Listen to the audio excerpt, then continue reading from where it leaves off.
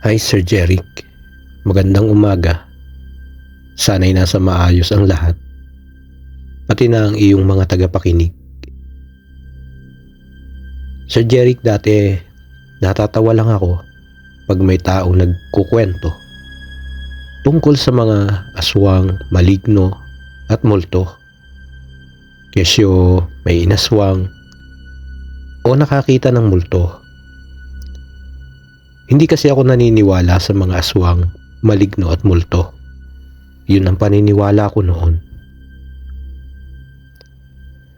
Sir Jeric, ako si Jed ng Novaliches. Sir Jeric, matagal na rin itong nangyari. Bali, 5 kami noon na magkakasama na dumayo sa Laguna. Nagplano kasi kaming 5 magkakabarkada na pumunta sa Laguna para mag-swimming. Maiba naman daw ang lugar. Bali, yung sasakyan ng isa naming tropa ang gagamitin. Tapos kami namang 4 ang sasagot sa gasolina. So Jeric, dumating ang araw ng napagplanuhan. 9:00 ng umaga. Nag-prepare na kami ng mga dadali naming pagkain at ilang gamit. Mag-overnight kasi kami doon.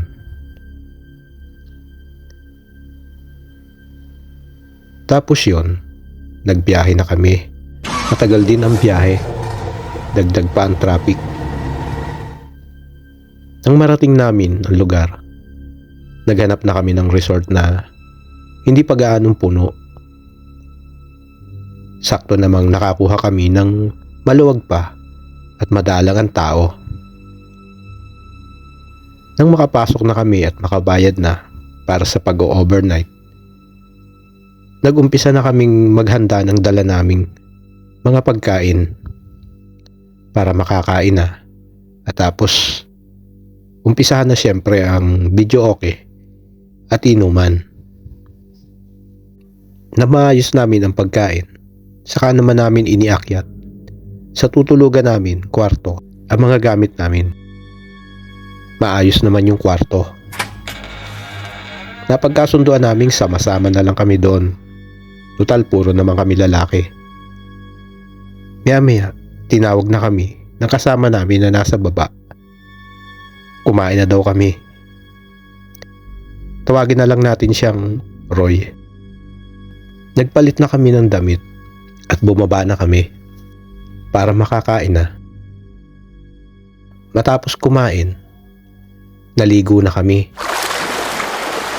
Nang magsawa na kami sa paliligo, umahon na kami at pumwesto na kami sa videoke para maumpisahan na ang kantahan at inuman.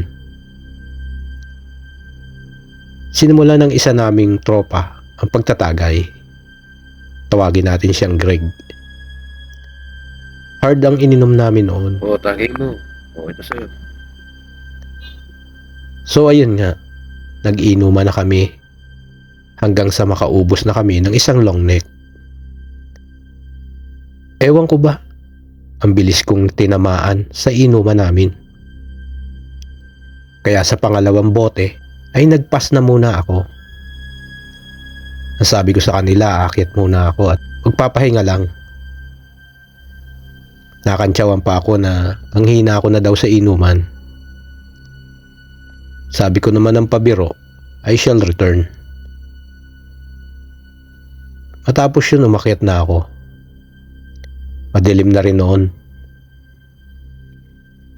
Nagpalit muna ako ng short at underwear kasi basa nga ito. Bago ako nahiga sa kama. Dahil nga sa nakainom na ako, mabilis akong nakatulog. Sir Jeric, hindi pa man ako nagtatagal sa pagkatulog. Naalimpungatan ako sa pagtulog ko. Dahil may humawak sa balikat ko na malamig na kamay.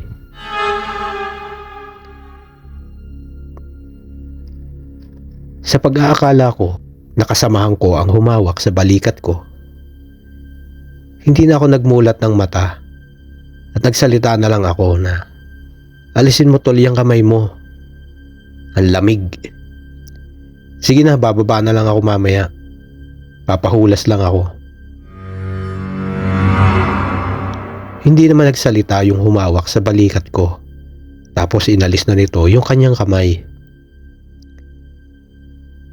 Hindi ko narinig na lumakad o lumabas yung gumigising sa akin. Pero hindi ko na rin yun pinansin at natulog ulit ako. Maya-maya, may humawak muli sa akin. Ganun pa rin. Ang lamig ng kamay. Hindi pa rin ako nagmulat ng mata. Sige na, bababa na ako. Yun ang sinabi ko. Nawala na yung kamay na nakahawak sa akin. Napilitan na tuloy akong bumangon. Tapos bumaba na ako. Nang umupo na ako sa inuman, nagsalita si Greg na akala namin tutulugan mo na kami. Ang sagot ko naman, paano ako tutulog? 2 beses niyo akong ginigising. Nagkatinginan sila. Tanong nila sa akin, anong ginigising? Wala naman ni isa sa aming umakyat para gisingin ka. Nako, lasing ka na nga. Sir Jeric, medyo kinilabutan ako sa sinabi nila. Kung walang umakyat sa kanila, sino yung humawak sa balikat ko? Sir Jeric, hindi ko na pinagpilitan ang mga sinasabi ko na may gumigising sa akin.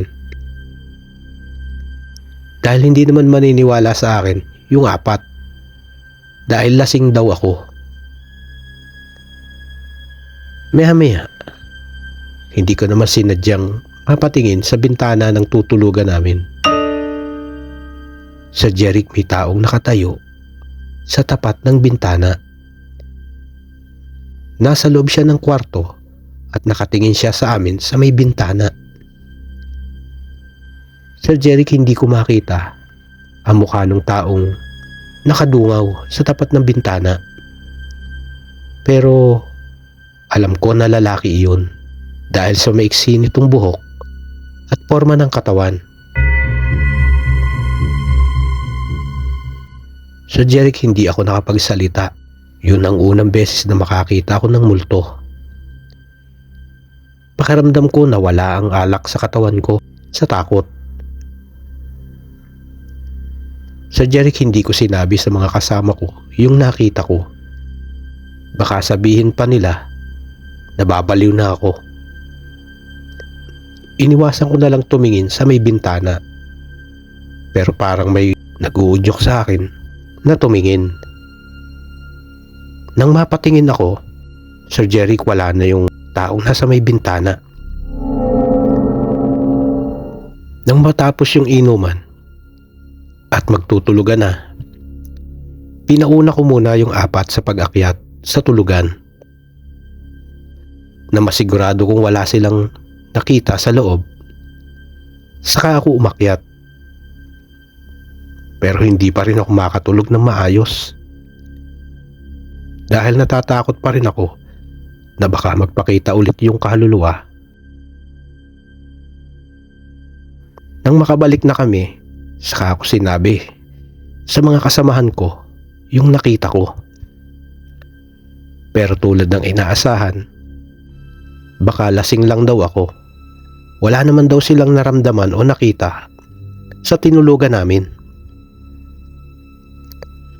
Sa Jeric, sinadya akong hindi nabanggitin ang eksaktong lugar bilang paggalang sa lugar na yon.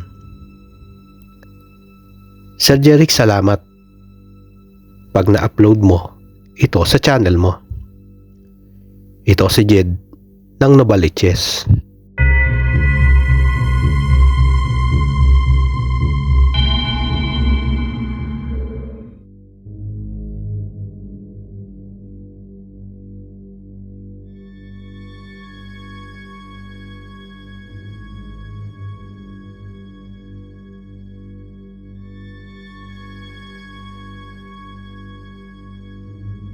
Sir Jeric, magandang umaga sa iyo. Isang kwento ang nais kong maibahagi sa mga listeners sa channel mo. Sir Jeric, bakit kaya nananatili ang kaluluwa ng isang namatay na tao sa lugar kung saan ito namatay? Lalo na kung ang dahilan ng kanyang kamatayan ay sinadya siyang paslangin.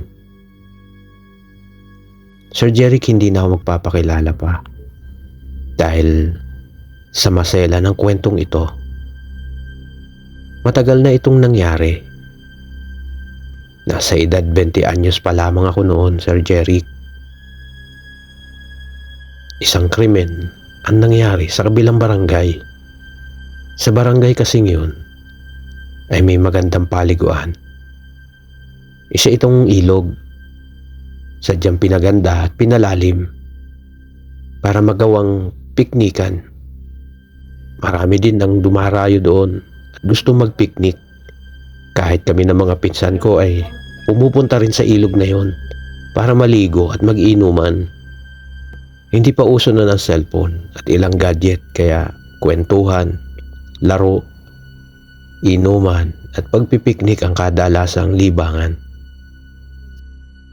Ayon sa balita noon, may dumayo na ilang kalalakihan sa paliguang yun para maligo at mag-inuman doon. 4 daw itong magkakasama. Tapos, pagdating nila doon, ang grupo daw na ito ay may nadatnan pang ibang grupo na mga kalalakihan. At nagiinuman din ito at nagsisiligo. Sir Jeric, bandang 4:00 ng hapon na magkagulo. Ayon yon sa mga kabahayang malapit sa ilog na yon.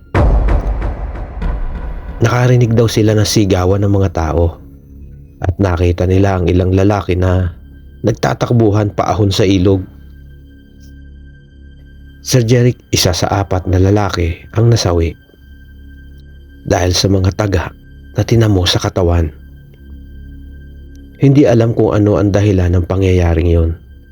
Pero ayon sa investigasyon, maaaring ang dahilan daw ay dahil sa mga lasing na magkabilang grupo, kaya nagkaroon ng gulo hanggang sa mauwi nga sa may masawi sa mismong ilog na yon. Sir Jeric, dahil sa nangyaring yon, matagal na walang naligo o dumayo sa paliguan na yon. Kahit nga ang mga naglalaba ay hindi rin pumupunta roon. Hanggang sa unti-unti ay may pailan-ilan ng sumusubok na maligo muli doon at maglaba. Dito na, Sir Jeric, muling kinatakutan ng ilog na yon. Ayon sa ilang naglalaba at naliligo noon doon sa nasabing ilog, may maririnig na sumisigaw na hindi naman malaman kung saan nagmumula. Minsan naman ay may dumaraing na parabang hirap na hirap ito sa sakit. At may insidente pa na muntik nang may malunod na binata. Di umano'y may humawak sa paa nito at hinihila ito sa malalim na bahagi ng ilog. Mabuti na nga lang daw at hindi ito nag-iisa at agad itong nasaklolohan ng mga kasama. Ito pa ang ilang mga kwento noon. Isang lalaking taga roon ang bumaba sa ilog para maligo. Bandang hapon na daw yon. Habang naliligo, may narinig itong tumaraing. Nagpalinga-linga daw ito para hanapin kung nasaan ba yung dumadaing. Maya-maya, may kumalabsaw daw sa tubig. Yun bang parang may tumalon sa ilog. Pero wala naman daw siyang makitang tao na tumalon o bagay na nahulog o bumagsak sa tubig.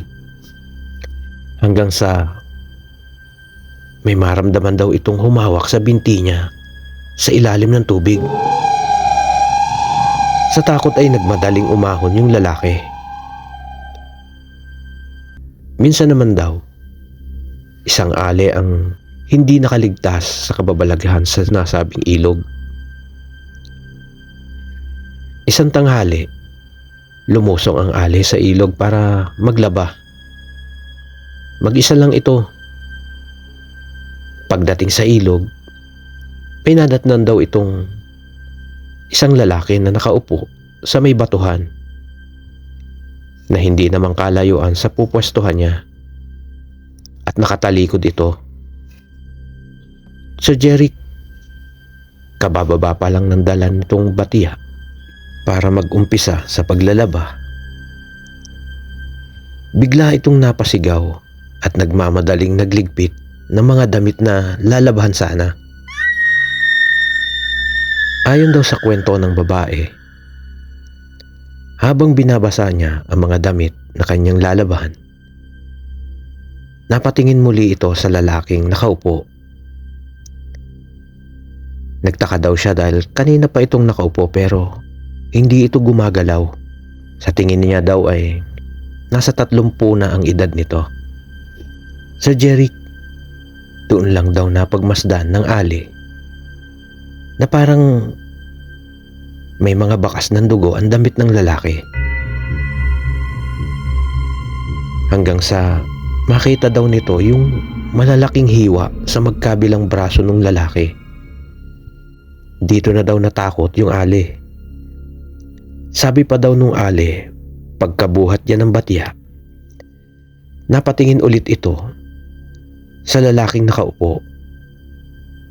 Pero pagtingin niya doon, wala na yung lalaki sa kinauupuan nito. Sa Jeric, simula nang makapag-asawa ako, wala na akong narinig na kwento tungkol sa ilog na yon. Dahil sa lugar na nila misis kami nanirahan. Sa Jeric, nang huli kong pasyal sa lugar namin, ang naging balita ko na lang ay wala nang naliligo o naglalaba sa ilog na yon. Napabayaan na ito at naging masukal na at hindi na inayos pa ito. Sir Jeric, hanggang dito na lang at maraming salamat.